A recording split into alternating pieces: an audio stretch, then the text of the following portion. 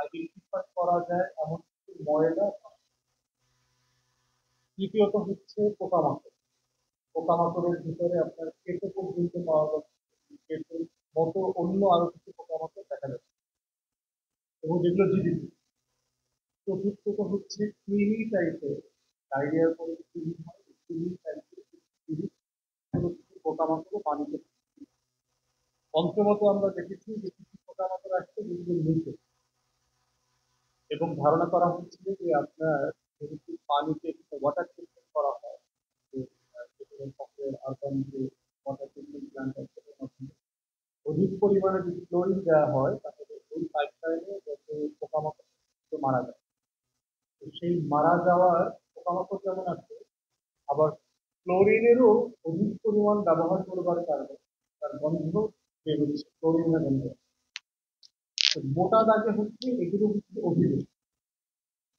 এবং এই অভিযোগে আমরা কেন আসলাম? গত 16 বছরের ফ্যাসিবাদী আমলে আমরা দেখতে পেয়েছি যে বাংলাদেশে প্রকৌশলী তাকসিম নামে এক ভদ্রলোক সেখানে দায়িত্বে ছিলেন ওয়াসা।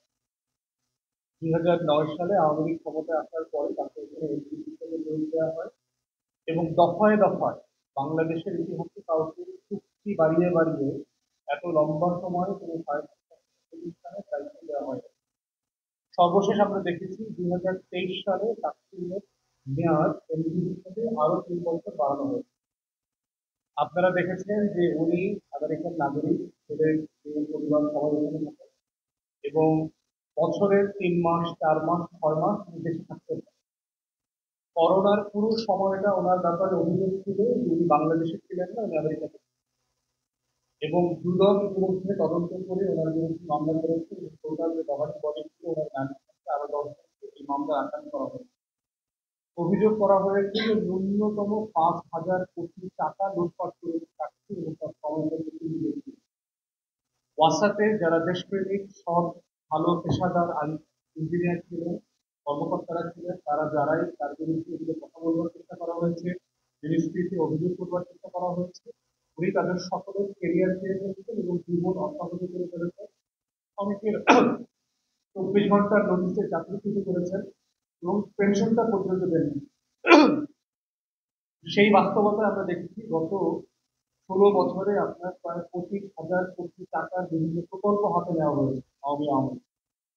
সেই প্রকল্পগুলো আসলে কি হয়েছে?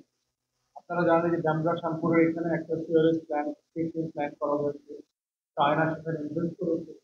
এই হাজার হাজার কোটি টাকার কিন্তু পুরো হিসেব দিতে।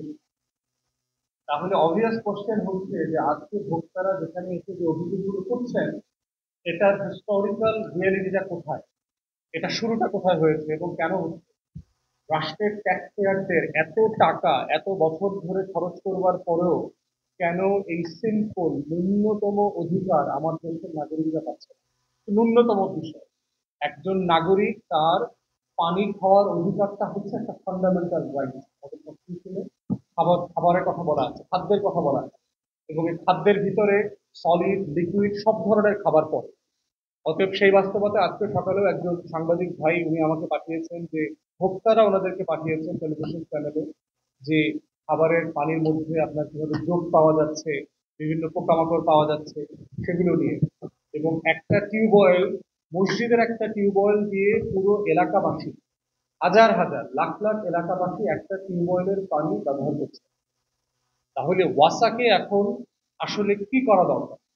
এবং আমরা যারা নাগরিক আকারে ভোক্তাদের জীবন মানকে সহনীয় করতে চাচ্ছি, যাদের আমাদের লড়াইটা হচ্ছে সেবা এবং সমস্যা সমাধানের রাজনীতি, ঠিক সেই জায়গা থেকে আজকে আপনাদের মাধ্যমে আমরা দেশবাসীকে, ঢাকাবাসীকে, নগরবাসীকে, বিভিন্ন এলাকাতে জানাতে চাচ্ছি যে আসলে এবি পার্টি কি বোধ করছে, কি করণীয় আছে।